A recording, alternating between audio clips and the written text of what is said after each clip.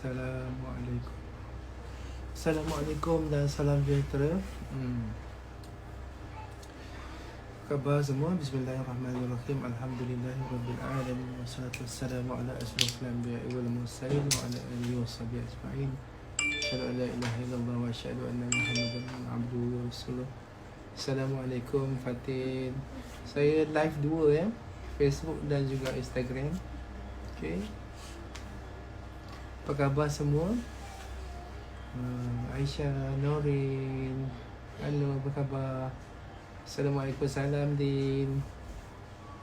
Okay, khabar Aslini, khabar Fatin. Lama saya tak share kan, lama saya tak live. Minta maaf ya, saya kiri kanan Facebook sekali dengan Insta sekali, okay? Okay, nampak tak? Dengar tak suara saya? Dengar tak? Waalaikumsalam. Dengar tak suara saya? Dengar tak Fatin? Waalaikumsalam Fifi. Waalaikumsalam Zairul. Izruna Maslina. Waalaikumsalam Maslina. Man, apa khabar Man? Dengar tak suara saya? Thank you Fifi. Dengar tak Fatin suara saya? Kan lembut sangat. Dengar tak suara? Dengar. Dengar kuat tak? Jelas tak? Terima kasih Putra dengar ya. Okay. Kita tunggu sekejap lagi. Dalam 2 minit lagi kita tengok lagi ada orang ramai masuk tak. Hai Doktor. Hai Aisyah. Apa khabar Aisyah? Dengar Aisyah. Terima kasih dengar. Dengar Nazri. Terima kasih Nazri. Nazri ni anak saya ni. Nazrin Mansur. Terima kasih Mas. Terima kasih Fatin. Terima kasih Man. Terima kasih Putra Islam Kayangan. Kami kembang Ya ke kembang? Maslina dengan Maslini kembang Jelas. Terima kasih Fakihah. Terima kasih Asyara Noti. Terima kasih Miss Syarima Rao. Saya ada dua belah Facebook belah kiri, Insta belah kanan Jelas dengan lembut. Sangat takut malam nanti tidur. Doktor tak kerja kat HTTM ke? Benda saya pun tak faham. Bacalah ada DM. Saya nak tanya pasal penyakit. Okey, nanti saya baca insyaAllah. Echa, Kak Echa. Hai Eddie. Waalaikumsalam. Okey, malam ni saya nak cerita pasal COVID lah sikit. Okey, malam ni pasal COVID. Kami dua-dua dah di kafe. Terima kasih. Tujuan live pin tajuk. Okey, pin tajuk saya tak kerti sangat lah. Macam mana tak tahulah pin tajuk kat mana nak pin? Tak kerti pin lah. Tak kerti nak pin saya ni. Saya panic attack. Okey, jangan panik. Relax. Okey, Lily, Kak Ika. Okey, saya dua-dua belah Saya akan jawab dua-dua belah. Amin. Okey, jangan panik. Okey. Jangan panik.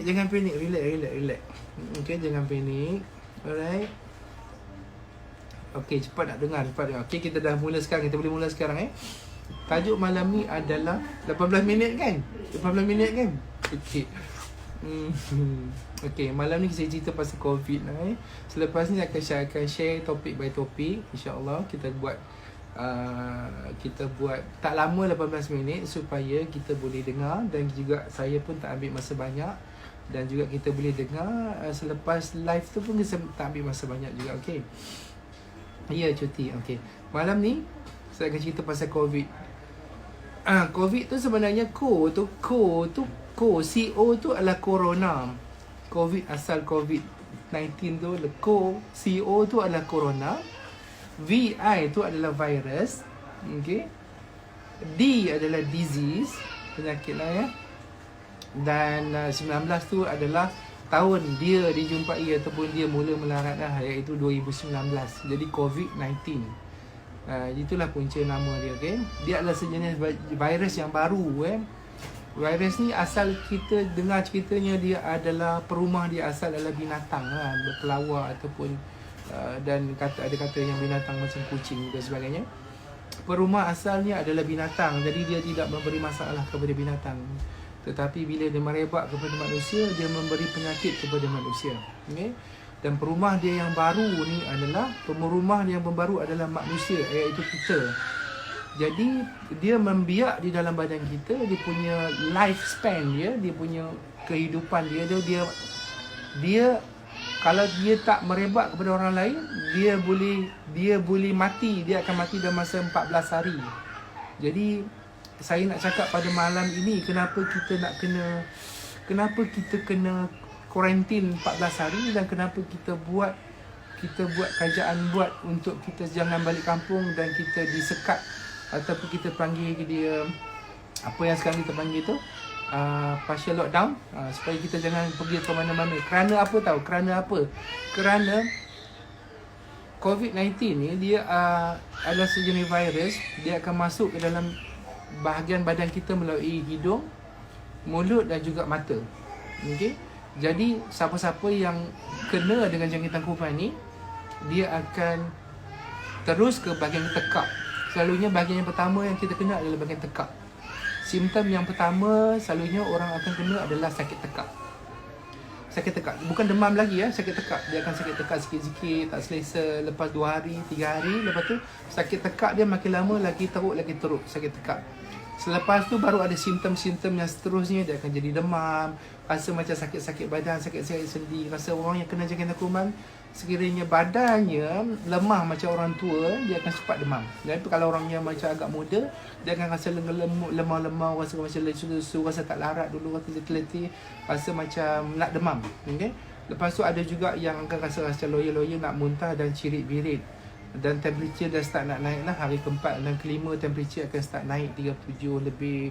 Dan makin hari makin lama panas dia akan naik. Lepas hari kelima, hari keenam, dia akan jadi makin demam. Dan ada juga selepas tu akan jadi batuk, sesama dan cirit-birit dan juga muntah, sakit kepala dan seterusnya. Dah masuk hari 6, 7, 8 tu baru ada sesak nafas. Okey. Masalahnya adalah ketika mana dia mula-mula masuk pada badan kita, kita tak demam tau. Kita tak demam, kita tidak sakit. Faham tak? Terutamanya orang yang kuat. Okay? Orang yang kuat tu maksudnya orang yang immunity kuat lah. Yang kita tolak orang tua-tua yang penyakit kronik dan sebagainya tu. Dan bila kita kekuat, kuasa kita melawan tu, dia ambil masa kita nak sakit. Jadi pada ketika awal 3 hari, 5 hari, 6 hari yang permulaan itu, masa itulah kita nak pas kat orang. Masa itu dia dekat tekak kita tu, kita sakit tekak, kita akan terbatuk kan, kita bernafas dan sebagainya, bersin, maka kuman tu akan sampai kat orang dan bagi kepada orang lain. Satu orang yang bawa, dia akan bagi kepada 2,5 ataupun 3 orang yang lain. Maksudnya dia akan bagi kepada 3 orang, 3 orang tu akan bagi kepada 3 orang, dia akan jadi 3 jadi 9. 9 tu akan bagi kepada 3 yang lagi. Jadi dia cepat merebak.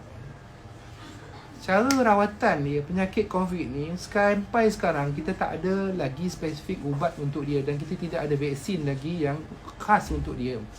Rawatan-rawatan ubat yang diberi oleh hospital-hospital di seluruh dunia sekarang ni masih kita gamble. Kita gamble maksudnya doktor-doktor pakar masih lagi mencuba menggunakan apa ada ubat yang kita ada mampu, antivirus dan sebagainya, anti-malaria dan sebagainya. Saya dengar, saya tak pasti nak jawab macam mana.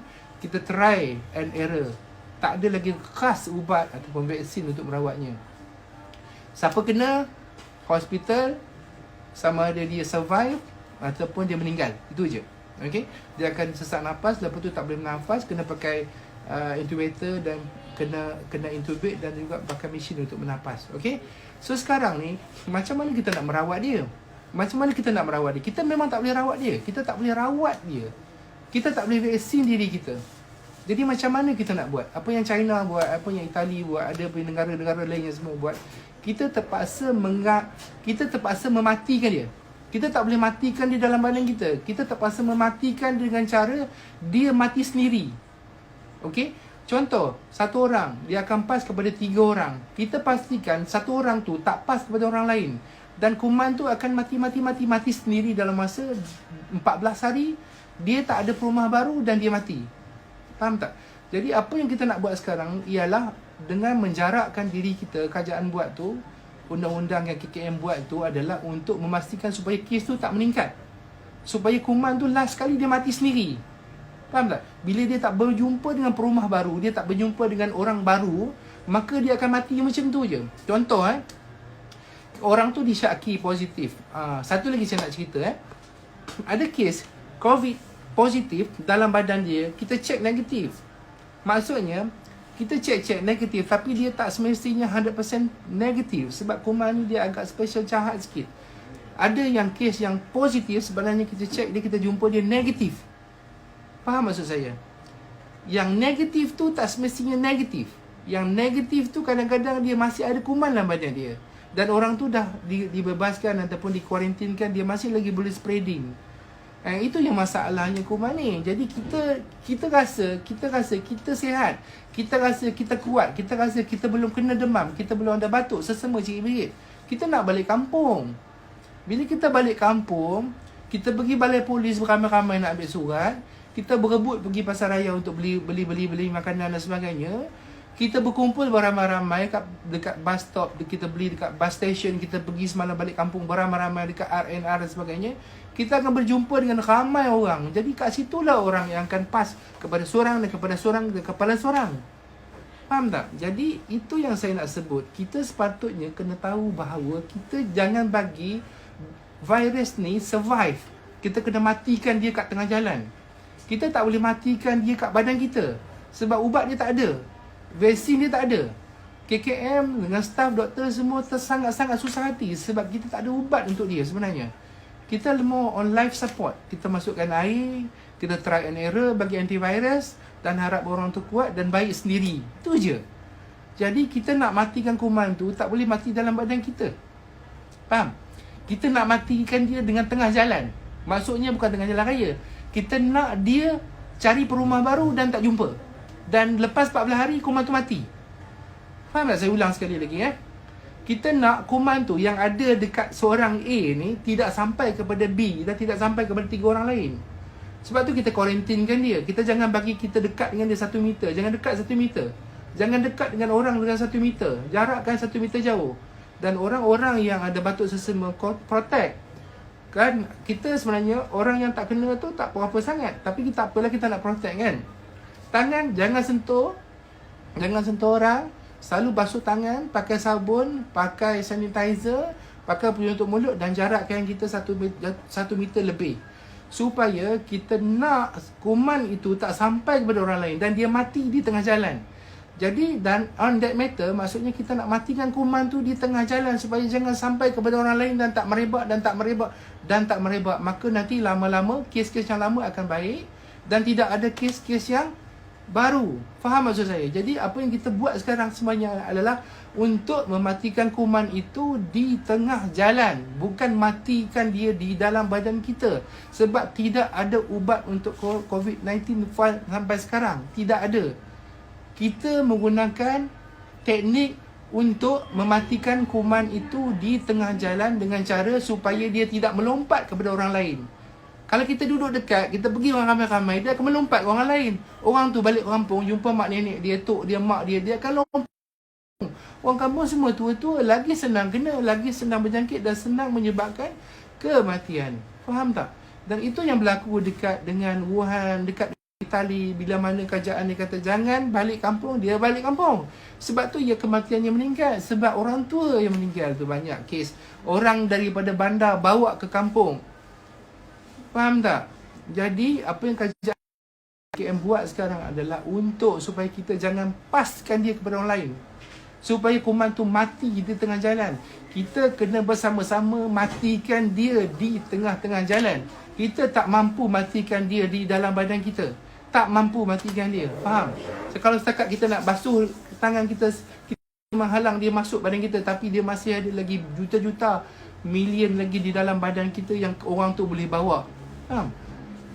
Okey, sebab dia masuk dalam badan kita, dia multiplekan badan kita, dia beranak sendiri. Dia tak perlukan berjantan betina virus ni.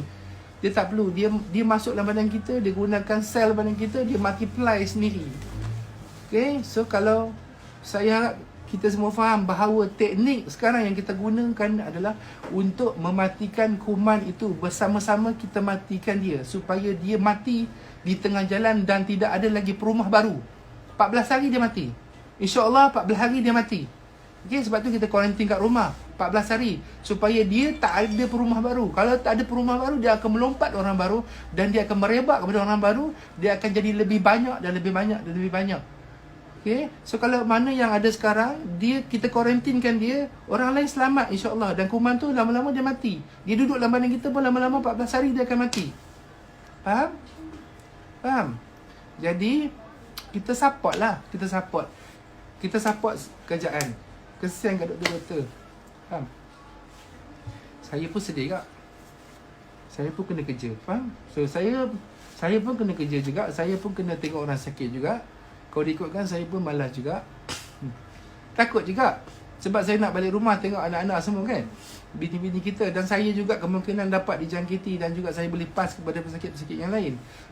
Jadi buat masa sekarang, saya harap kita sama-sama berdoa dan kita kena sama-sama support. Janganlah saya tengok malam-malam buta duk lagi pergi main-main, jalan-jalan main motor kan.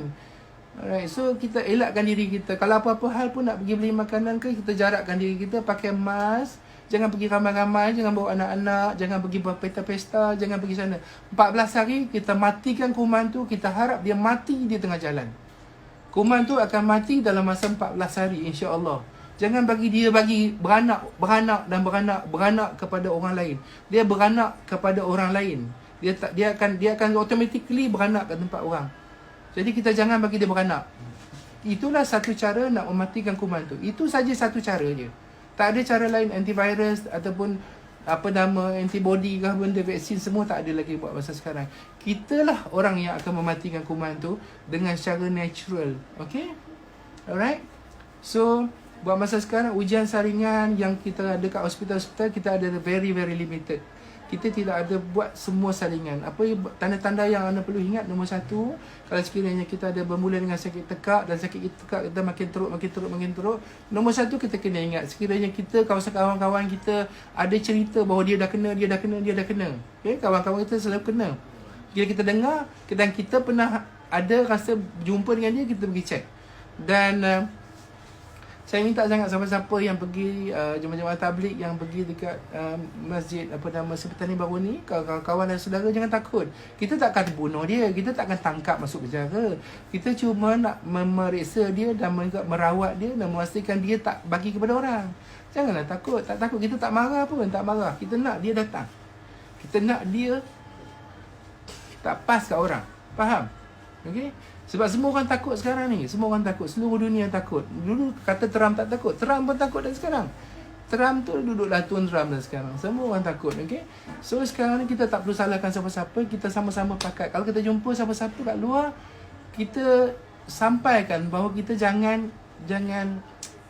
duduklah kat rumah. Kalau siapa-siapa nak beli barang, seorang aja. Okay? Pakai mask. Make sure ada sanitizer bawa. Jangan dekat jauh-jauh. Okay? Beli barang sikit-sikit balik. Kedai runcit tak tutup. Kerajaan kata tak tutup. Tapi jangan berebut. Ramai-ramai tu pergi. Semalam pergi balai polis, dah ramai. Bila pergi balai polis ramai, kan boleh merebakkan penyakit juga. Jangan macam tu. Tak payah balik kampung. Kalau sayang kat mak, sayang dekat bapa, sayang kat orang kampung, jangan balik sekarang. Esok cuti sekolah, raya kita balik. Sekarang ni adalah masa untuk supaya jangan kuman tu pergi ke kampung pula. Itu teknik dia. Kita matikan dia bersama-sama. Saya tolong mati sikit, makcik mati sikit, abang sikit, adik sikit, sama-sama kuman tu mati. Ini adalah teknik untuk mematikan dia secara natural. Dia akan mati dalam masa 14 hari. Tak payah letak sanitizer, tak payah spray. Dia mesti akan mati. So dia tak adalah perumah baru. Dia tak akan beranak, kan? Maksudnya kita matikan orang tu dalam masa 14 hari. Bukan matikan pesakit, pastikan kuman tu mati. Okay? So saya beri penjelasan sedikit kenapa teknik orang kata menjarakkan diri dan supaya quarantine teknik ni ataupun orang kata sekatan secara separuh ni adalah untuk membunuh kuman tu. Kita bagi support ke government, kesian kat staff government, PKM, penat. So tolong bagi kerjasama, okay? Tolong sampaikan, okay? Saya rasa itu saja untuk hari ni. Banyak lagi soalan-soalan yang saya tak dapat jawab. Dah lebih 18 minit kan? Dah lebih. Kalau kawan-kawan nak saya live lagi setiap hari, saya boleh live 18 minit. Okay? Lepas tu kalau sekiranya ada soalan-soalan nak tanya, letak kat bawah. Kemungkinan live saya seterusnya saya akan baca soalan 5 daripada FB, 5 daripada Insta. Saya jawab soalan macam tu. Sebab kalau saya jawab macam ni mungkin agak susah untuk saya jawab. Saya jawab topik by topik berdasarkan soalan-soalan yang saya tanya. Saya akan tulis macam Ustaz Azhar Idrus kan dia baca soalan kan. Saya buat macam tu, okey? Nanti kita akan listkan. Okay, terima kasih banyak-banyak. InsyaAllah mudah-mudahan kita sama-sama beri kerjasama kepada government. Tak payah gaduh-gaduh, kita sama-sama support, okay? Dan juga kita banyak-banyak doa, sebab penyakit yang Allah bagi ni sebenarnya adalah ujian untuk kita juga, bukan juga untuk kejahatan siapa-siapa, tetapi kita sama-sama merasa apa yang Tuhan akan uji kepada kita. Jangan gaduh-gaduh, banyak-banyak doa, sebab doa-doa kita akan diterima Allah Subhanahu Wa Taala. Okey, saya akan share lagi, InsyaAllah. Kalau tak ada apa, rezeki malam esok pukul 9 saya akan on lagi, ya. Kalau nak tanya apa, tanya kat bawah, okey. Terima kasih saya cakap ataupun tekan saya. Terima kasih. Assalamualaikum dan selamat malam. Kat mana nak habis tak tahu. Saya pun tak tahu nak habis mana.